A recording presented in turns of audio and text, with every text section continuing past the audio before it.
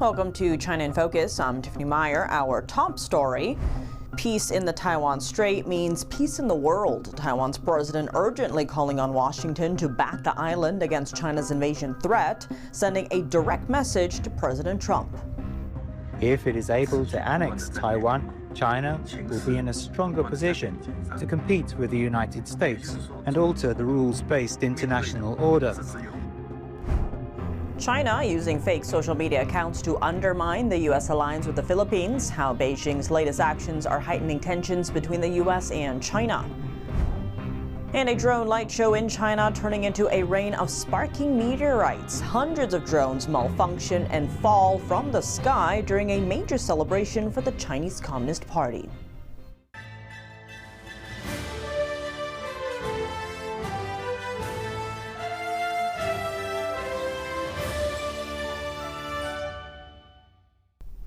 Taiwanese President Lai Ching-te has a message for President Trump: stop China from invading Taiwan, and you would deserve a Nobel Peace Prize. He made the remarks Monday on the Clay Travis and Buck Sexton show, urging the U.S. to keep backing the island. Let's take a listen. If it is able to annex Taiwan, China will be in a stronger position to compete with the United States and alter the rules-based international order. This would eventually also impact U.S. interests. We hope that Taiwan will continue to enjoy the support of President Trump. If he is able to convince Xi Jinping to permanently renounce the use of force against Taiwan, President Trump will surely win the Nobel Peace Prize. When asked what the Taiwanese leader would say to President Trump if given the chance, Lai began by highlighting China's growing military aggression, describing it as more intense and wide-reaching than ever before. I would suggest that he take note of the fact that Xi Jinping is not just holding ever larger military exercises in the Taiwan Strait, but expanding China's military deployment in the South and East China Seas. China's military exercises now extend across the Indo-Pacific region. China's military aggression in the Indo-Pacific is growing in frequency, intensity, and geographic scope. A major U.S. Air Force institution, America's Air University, published an assessment earlier this year. It described China's air and naval activities around Taiwan as unprecedented. What's more concerning, the U.S. think tank CSIS says China is learning valuable combat lessons from Russian troops, helping make up for its own lack of battlefield experience. China and Russia have been stepping up military ties, especially through joint exercises. Lai also warns that China's aircraft carriers are now operating beyond the first and second island chains. Chinese warships have sailed near Japan and Australia, putting two key U.S. allies in the Indo-Pacific on alert. Last week, China unveiled its third aircraft carrier, Fujian, named after the province closest to Taiwan. Rick Fisher, senior fellow at the International Assessment and Strategy Center, says the name isn't just for intimidation, it reflects part of China's war plan. Well, the name was chosen specifically to intimidate and coerce the population of Taiwan. It is an aircraft carrier that will be used should the Chinese Communist Party decide to initiate hostilities against Taiwan, but it will also be used to scare the rest of the world. Zooming out, recent signals from Washington may help explain Taiwan's renewed outreach. The Trump administration recently imposed a 20% reciprocal tariff on Taiwanese exports. It also pledged to move half of the island's chip production to the U.S. In Monday's interview, Lai said he is willing to help the U.S., quote, reindustrialize and become a global AI hub. And to watch the full interview with Rick Fisher on China's aggression toward Taiwan, stay with us for the second half of the show. A new Reuters report reveals the Chinese Communist Party is running fake social media accounts impersonating Filipinos. They're also paying off officials and influencers to drive a wedge between the U.S. and the island nation. NTD's Washington correspondent Jack Bradley has the details. Don't believe everything you see on social media. The Chinese Communist Party is leading an operation to start up fake Facebook and X accounts and pay off social media influencers in an effort to weaken the U.S. alliance with the Philippines, among others. That's according to a new report from Reuters, which reviewed internal documents from a Chinese-owned marketing company based in the Philippines called Infinitus. Authorities in the Philippines also say Infinitus was paid by the CCP to start hundreds hundreds of fake accounts posing as Filipino writers and create anti-American content. This issue came under the spotlight back in April by former top Philippine official Francis Tolentino. He accused Infinitus of being paid by the Chinese embassy to spread pro-CCP propaganda.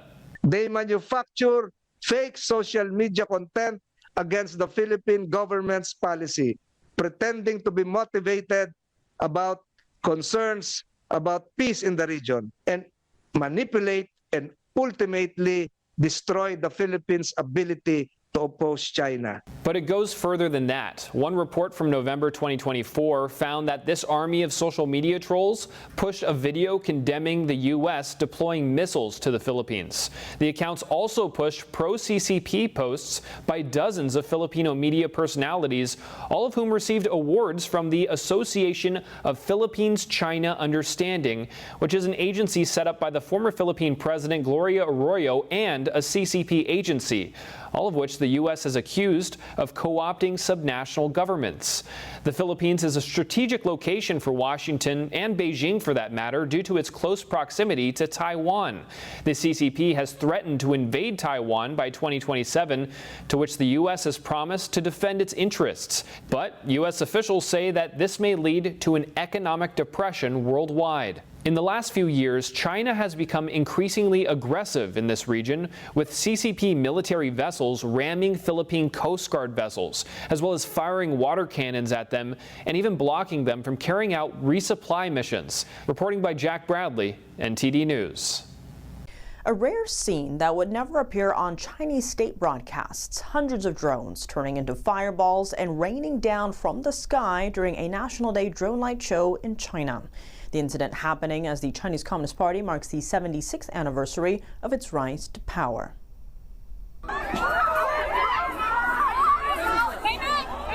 This happened last week in a southern Chinese city. Hundreds of malfunctioning drones started colliding just after takeoff.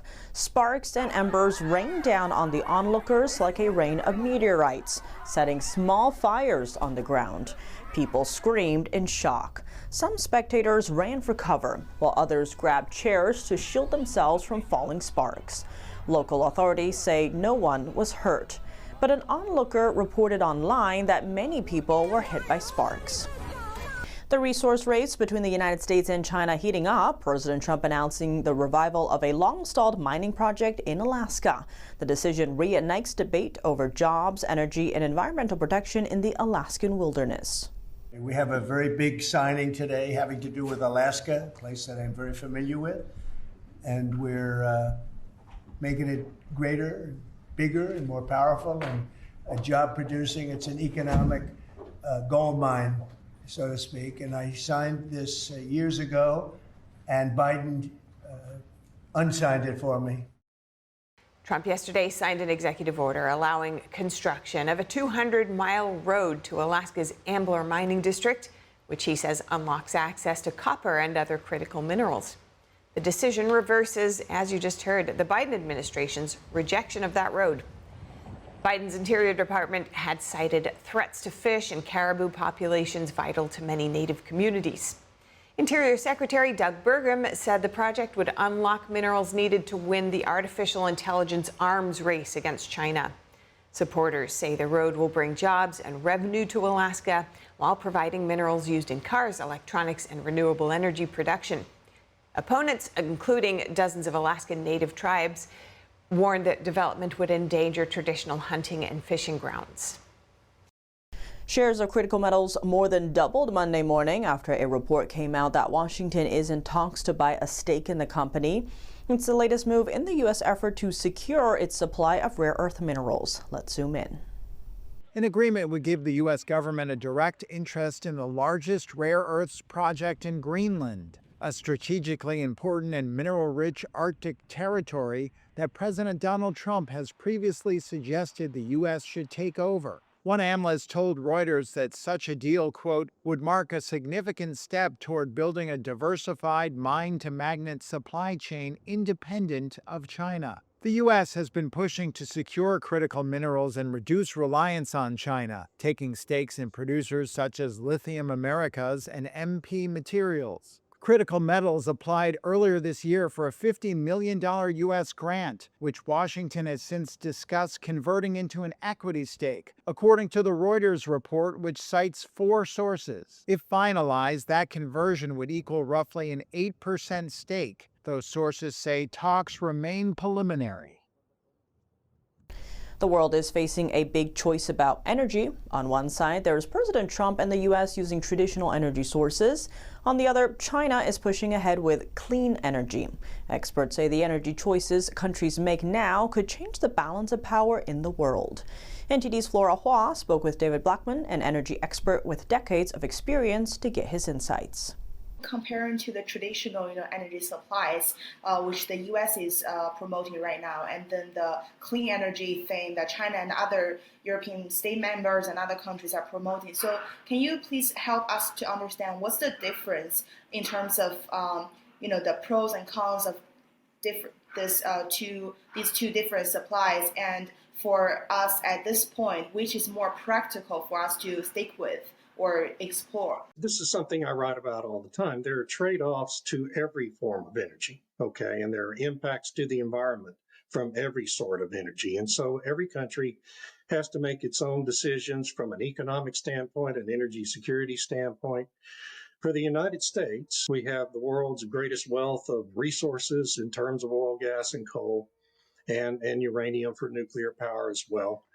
And it just makes perfect sense for the United States to continue to focus on those, elements of the energy mix, recognizing also that there are concerns about emissions that oil and gas create that, wind and solar don't create in the power generation sector. And so you need to mitigate for that. In China, there's an entirely different set of considerations. Their people are not impacted by high utility costs in the same way Americans are, because they're in a controlled economy with a communist government rather than in a free enterprise kind of economy.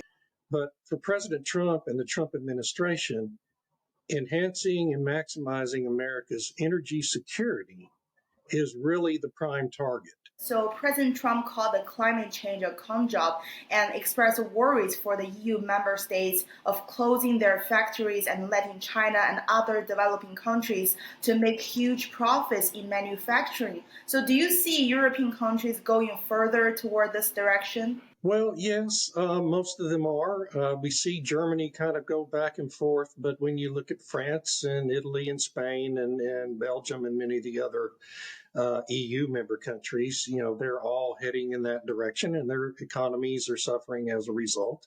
Utility bills are multiples of what we pay in the United States, but the government's planners seem to be fine with that and forcing their citizens to bear those costs.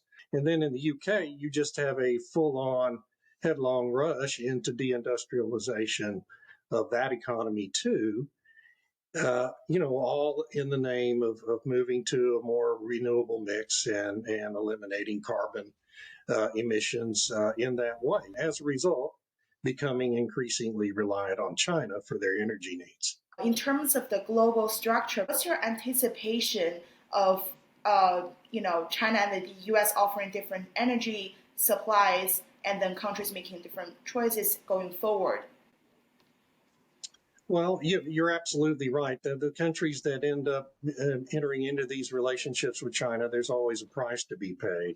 And the price is always a diminution of your own energy security as a result. And so, the European countries have, been United States allies in pretty much every respect over the decades. But now we see this tension related to these climate change issues as the European countries continue down this road to subservience to China. And the United States, the Trump administration believes we just can't afford to go in that direction here in the United States for our own energy and national security needs. And these countries are all going to have to make the choice of whether they maintain free democratic societies or if they move like the UK is clearly moving right now, today, in real time, into an authoritarian form of government very similar to China's. I mean, we even see the Starmer government now trying to implement a digital ID, which is the first step to a social credit score that China's had in place for 20 years. So in the United States, we're taking a different direction, and every country in Europe is going to have to make the same choice. David Blackmon, thank you so much for your time today. Thank you. Coming up, China could buy $40 billion worth of advanced chip-making equipment despite U.S. restrictions. An investigation reveals gaps in U.S. and allied export rules are fueling this boom. And recent satellite images of a new aircraft carrier in China has been making waves. An expert breaks down just how advanced it is and the message behind the name Fujian. More on that after the break here on China in Focus. Welcome back to China in Focus. I'm Tiffany Meyer. Semiconductors sold to China. A new bipartisan investigation finds gaps in U.S. and allied export rules have let Beijing buy nearly $40 billion in advanced chip-making equipment. Here's a closer look.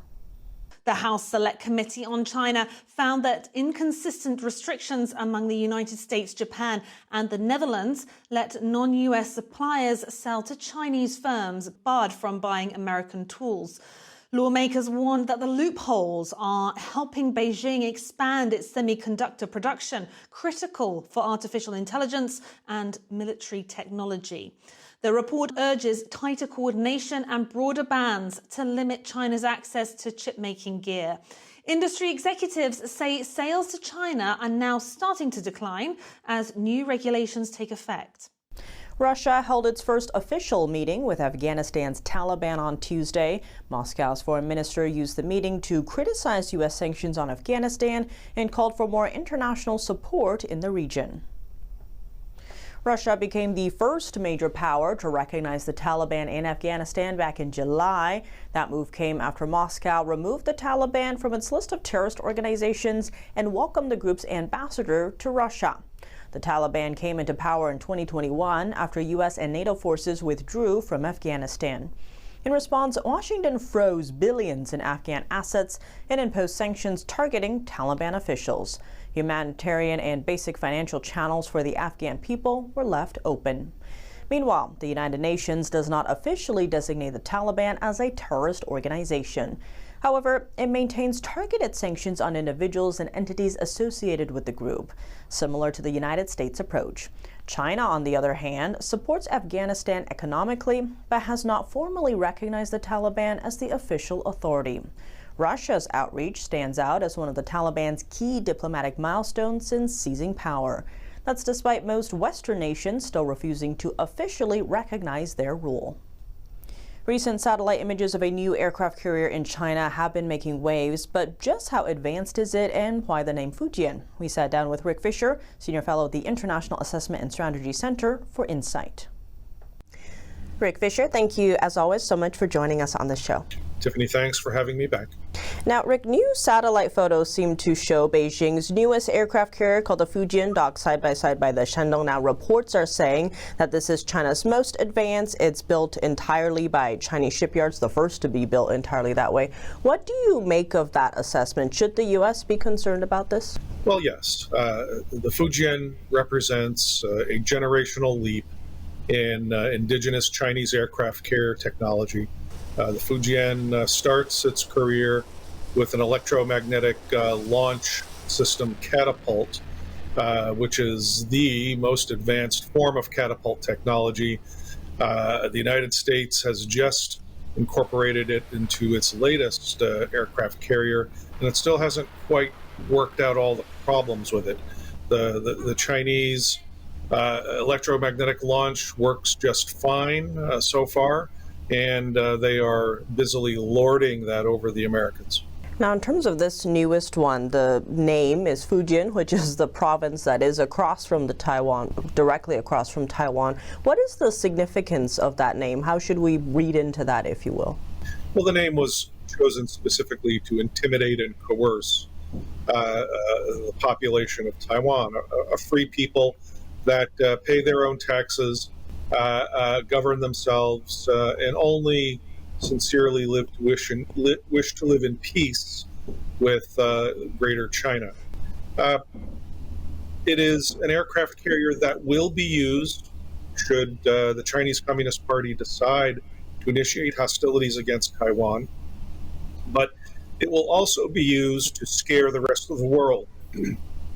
And the first concession that China demands in any foreign relationship is that the foreigner support China's claim to Taiwan and support its right to invade and kill people on Taiwan. Of course, which the United States rejects. We implore all of our friends and allies to reject that as well. Now, I've seen in the U.S., especially under President Trump, a push for more shipbuilding. We saw that recently with the South Korea deal, trying to get a lot of investments into, reviving the U.S. shipbuilding industry. If we're looking at timelines here, given China's trajectory, if you will, with the recent Fujian, what does that timeline look like if we were to get into a shooting war between the U.S. and China? Well, the Fujian probably won't be sailing operationally for another year, possibly 2 years. Yeah, probably 2 years. But by that time, China could also be well into the construction of its fourth aircraft carrier, which again may be nuclear powered. But by the middle of the 2030s, I expect a fleet of about 6, towards the end of the next decade, 7 to 8 Chinese aircraft carriers, even larger than the Fujian. And that's a problem. That's a huge challenge for the United States.